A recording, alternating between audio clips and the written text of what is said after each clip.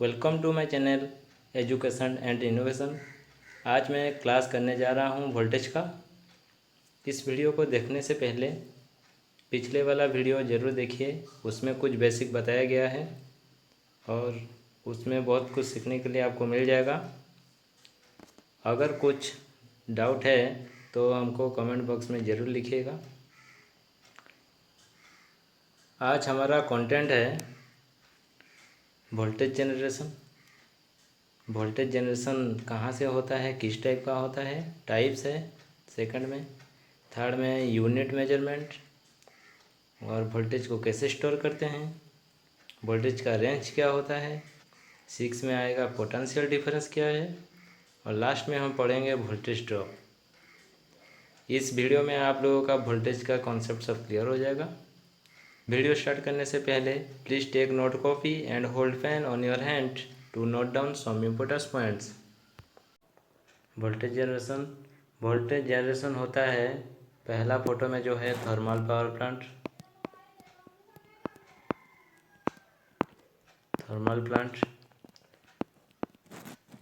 Second में आता है विंड एनर्जी और विंड प्लांट भी बोला जाएगा। फिर थर्ड में है सोलर।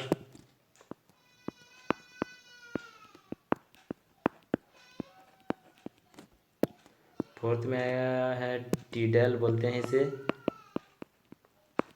ये जो समुद्र का लहर होता है उससे निकाला जाता है ये पावर, टीडेल पावर। फिर 5 नंबर में आता है जियोथर्मल एनर्जी और जियोथर्मल पावर।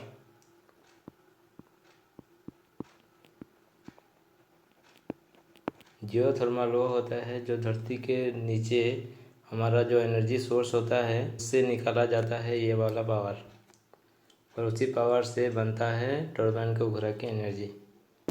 फिर 6 नंबर में आता है हाइड्रो पावर प्लांट।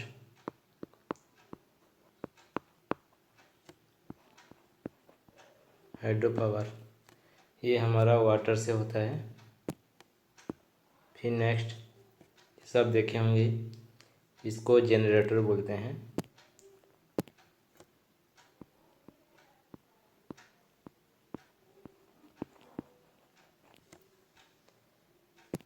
फिर नेक्स्ट आता है एक कपलिंग सेट।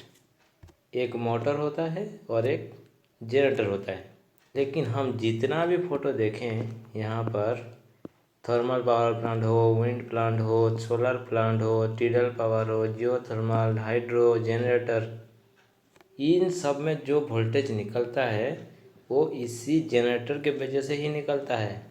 ये जो हमारा जनरेटर अभी हम जो यहाँ पर जनरेटर देख रहे हैं, ये वाला जनरेटर यहीं इंजन है और अंदर एक जनरेटर फिटिंग किया हुआ है। इंजन क्या करता है, जनरेटर को घुमाता है, उसके बाद यहीं से बिजली निकलता है। जितना भी हम देख लिए फोटो, सब में मेन चीज़ है यही जनरेटर, यही हमारा बिजली निकालता है वोल्टेज के रूप में। वोल्टेज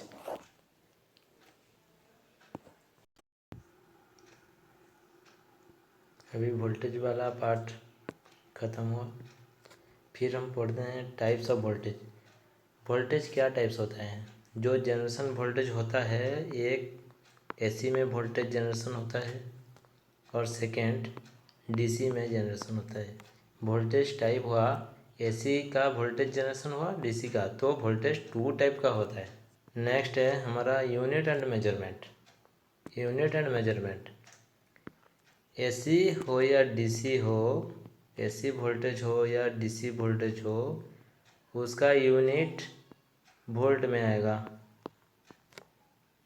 ठीक है, एसी हो या डीसी हो उसका यूनिट वोल्ट आएगा, वोल्ट यूनिट होता है।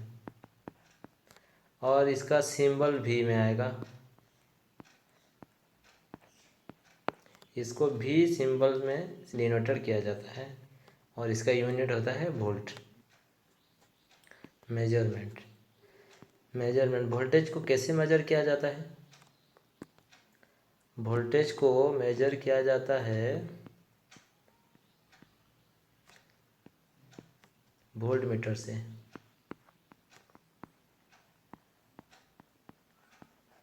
वोल्टेज को मेजर किया जाता है वोल्ट मीटर से, और वोल्ट मीटर में जो दिखाता है क्वांटिटी उसको बोला जाता है वोल्टेज। मान लीजिए वोल्ट मीटर में दिखा रहा है 230, इसका मतलब इसे बोला जाएगा 230 वोल्ट। फिर हम आगे बढ़ते हैं।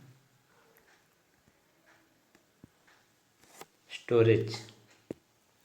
स्टोरेज क्या होता है? जिसमें हम स्टोर करके रखते हैं उसको स्टोरेज कहा जाएगा। वोल्टेज के बारे में पढ़ रहे हैं, वोल्टेज को कैसे स्टोर करेंगे उसके बारे में हम देखेंगे। वोल्टेज को स्टोर किया जाएगा, मेनली बहुत सारा चीज़ है लेकिन आपको अभी दो चीज़ दिखाया जा रहा है। एक मेनली जिसमें ज़्यादा वोल्टेज स्टोर करके रखा जाता है वो है बैटरी, और थोड़ा सा जो थोड़ा टाइम के लिए स्टोर होता है वो है हमारा कैपेसिटर। लॉन्ग टाइम के लिए स्टोर होता है बैटरी में, और शॉर्ट टाइम के लिए स्टोर होता है कैपेसिटर में। फिर हम आगे बढ़ते हैं, देखते हैं वोल्टेज का रेंज।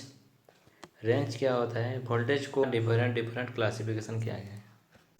कहीं पर लो वोल्टेज यूज होता है, कहीं पर हाई वोल्टेज यूज होता है। इसी हिसाब से वोल्टेज को क्लासिफिकेशन किया गया है। Low voltage, medium voltage, high voltage, extra high voltage, ऐसे ही अलग अलग करके क्लासिफिकेशन किया गया है।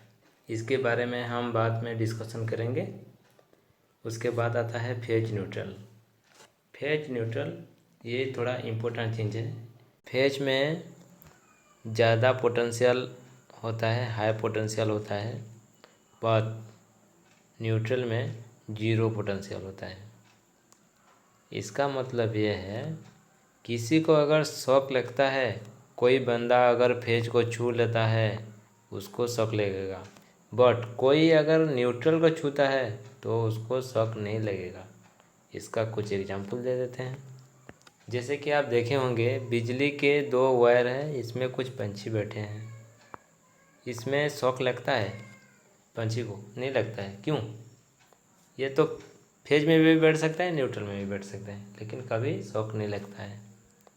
ये मान लीजिए फेज है, ये है न्यूट्रल, लेकिन यहाँ शॉक नहीं लगेगा। इसका भी कुछ कारण है। जैसे कि मैं अभी बोला, फेज को छुओगे तो लगेगा, न्यूट्रल को छूने से नहीं लगता है। लेकिन ये पंछी बैठता है फेज में, लेकिन इसको कैसे शॉक नहीं लगता है? इसका भी कुछ कारण होता है। कारण यह है, कभी भी किसी को अगर शॉक लगेगा तो पूरा सर्किट बनना चाहिए। जैसे कि कोई बंदा यहाँ छुआ, लेकिन वो खड़ा होता है कहाँ पर? फेज को छू के खड़ा होता है। ये हमारा ग्राउंड होता है। और यहाँ वो बंदा अगर खड़ा है और इसको छू लेता है फेज को, तो इसको शॉक लगेगा, क्योंकि ग्राउंड जो होता है ना, ये न्यूट्रल का बराबर होता है। इसे अर्थ माना जाता है, और अर्थ का पोटेंशियल भी जीरो ही होता है। ठीक उसी तरह कोई अगर न्यूट्रल को छुएगा और अर्थ में खड़ा रहेगा तो कैसे मारेगा? क्योंकि वो तो जीरो पोटेंशियल को छुआ और जीरो पोटेंशियल में खड़ा हुआ है। इसी तरह अगर पंछी फेज में बैठा है तो इसको सर्किट कैसे कंप्लीट होगा? नहीं होगा। अगर कोई और पंछी यहाँ बैठ दे, जैसे कि कोई और एक पंछी आया और बैठ गया यहाँ पर, चोंच लगा दे, तो यहाँ पर उन दोनों को शॉक मारेगा और फड़स। या फिर ये पंछी अगर यहाँ बैठ के यहाँ चोंच लगा दे, यहाँ चोंच लगा दे, तो इसको मारेगा, क्योंकि फेज गया और पंछी से हो के सर्किट मिल गया, रास्ता मिल गया, न्यूट्रल को फ्लो हो गया, मारेगा इसको करंट। अभी देखते हैं नेक्स्ट में पोटेंशियल डिफरेंस। देखते हैं पोटेंशियल डिफरेंस। इससे आपको समझ में आ जाएगा क्यों शॉक नहीं मारता है और क्यों शॉक मारता है। हम एक एग्जांपल देना चाहते हैं। पहले दो पानी का टंकी है, एक पानी की टंकी में फुल पानी है और यहाँ से एक पाइप लगा दिया गया। क्या होगा? इसका पानी यहाँ आधा होते होते दोनों का आधा आधा रहेगा। ये तो साइंस पढ़े होंगे। कैसे, ये क्यों होता है? क्योंकि हाई पोटेंशियल जो है लो पोटेंशियल को फ्लो होता है, इसमें नहीं था पहले, कुछ आ गया। ठीक उसी तरह से और एक एग्जांपल, यहाँ एक पानी है, टंकी है और पाइप लगा के नीचे छोड़ देते हैं। इससे क्या होगा? यहाँ पर पोटेंशियल है, वो नीचे चला जाएगा, यहाँ पर कुछ नहीं है इसीलिए यहाँ चला जाएगा। ये तो हमारा साइंस वाला एग्जांपल था। अब हम आपको देते हैं कुछ हमारा टेक्निकल वाला एग्जांपल। एसी में देते हैं। पहले एसी में कुछ एग्जांपल देता हूँ, फिर डीसी का डिस्कशन करता हूँ। ठीक है, मान लीजिए 2 फेज है आपके पास, फेज एंड फेज 1 फेज 2। इसमें 10 वोल्ट है और इसमें 2 वोल्ट है। ठीक है, आप क्या करें हैं, यहाँ से यहाँ वायर लगा दिया, क्या होगा? ज़रूर होगा कुछ 10 वोल्टेज से कुछ पोटेंशियल जाएगा 2 वोल्टेज में। इसका कारण ये है करंट फ्लो हो जाएगा 2 वोल्टेज में और ये शॉर्ट सर्किट हो गया। अगर बीच में कुछ लगाते हैं, जैसे कि एक यहाँ पर लाइट लगा दिया, तो ये जलने लगेगा। कितना वोल्टेज में जलेगा? यहाँ है 10 वोल्ट और यहाँ है 2 वोल्ट, तो 10 माइनस 2 = 8 वोल्ट में जलेगा। अगर यहाँ 0 वोल्ट होता, 0 पोटेंशियल होता, तो 10 माइनस 0 = 10 वोल्ट होता। ये एसी में होता है, एसी में खाली होता है। लेकिन डीसी में मान लीजिए आपके पास 2 बैटरी है, बैटरी 1 बैटरी 2। डीसी में पोलैरिटी होता है फेज न्यूट्रल, यहाँ फेज है यहाँ न्यूट्रल है, और यहाँ फेज है यहाँ न्यूट्रल है। ठीक है, अब क्या करें, बैटरी 1 में 10 वोल्ट है और बैटरी 2 में 2 वोल्ट है। ठीक है, इसका पॉजिटिव को अगर यहाँ पर ज्वाइन करते हैं तो क्या होगा? जैसे कि यहाँ पर शॉर्ट सर्किट हो रहा था और लैंप लगाने से लैंप जल रहा था, यहाँ पर क्या होगा? कोई शॉर्ट सर्किट नहीं, कोई लैंप ग्लो नहीं। इसका कारण भी हम आगे जाके पढ़ेंगे। अभी आपका बेसिक कॉन्सेप्ट कुछ क्लियर करना है, इसलिए बोले हैं। ठीक है, इस दोनों के बीच में ऐसा क्यों होता है ये हम आगे जाके बताएंगे। तो फिर हम नेक्स्ट पढ़ते हैं वोल्टेज ड्रॉप। वोल्टेज ड्रॉप क्या होता है? वोल्टेज ड्रॉप का मतलब ये होता है कुछ वोल्टेज ड्रॉप हो जाना। जैसे कि एक ट्रांसफार्मर लगा हुआ है, और ट्रांसफार्मर से 2 लाइन घर जा रहा है, ये पूरा खंभा से होके आगे जाता है। ठीक है, ये मान लीजिए 5 किलोमीटर है, ये है 3 किलोमीटर, ये है 1 किलोमीटर। यहाँ एक घर है और यहाँ एक घर है, इसमें लाइन गया है और इसमें भी सप्लाई गया है। अब क्या होगा, इसमें जो बल्ब लगा होगा, मान लीजिए 100 वाट का बल्ब लगा है और इसमें भी 100 वाट का बल्ब लगा है, ये बल्ब थोड़ा ज़्यादा ब्राइट करेगा।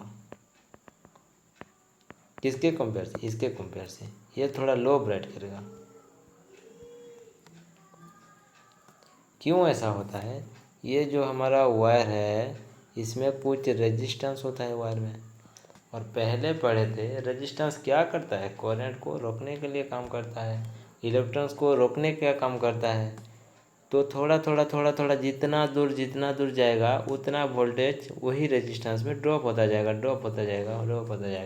और यहाँ पहुँचते पहुँचते थोड़ा ड्रॉप हो जाएगा। इसीलिए वोल्टेज ड्रॉप क्यों होता है? रेजिस्टेंस के लिए वजह से होता है, और जितना लंबा का वायर आप यूज करोगे उतना वोल्टेज ड्रॉप होगा। पहले वाला वीडियो में हम बताए थे, जितना मोटा वायर लोगे उतना कम वोल्टेज ड्रॉप होगा, उतना ज़्यादा वोल्टेज मिलेगा। आशा करते हैं इस वीडियो से आपका वोल्टेज का कॉन्सेप्ट क्लियर हो गया होगा। अगर कुछ छूट गया है या फिर कॉन्सेप्ट क्लियर नहीं है तो प्लीज़ हमें कमेंट बॉक्स में कमेंट लिख के बताइए। आज के लिए बस इतना ही। नेक्स्ट क्लास हम करंट के बारे में लेके आएंगे। Thank you.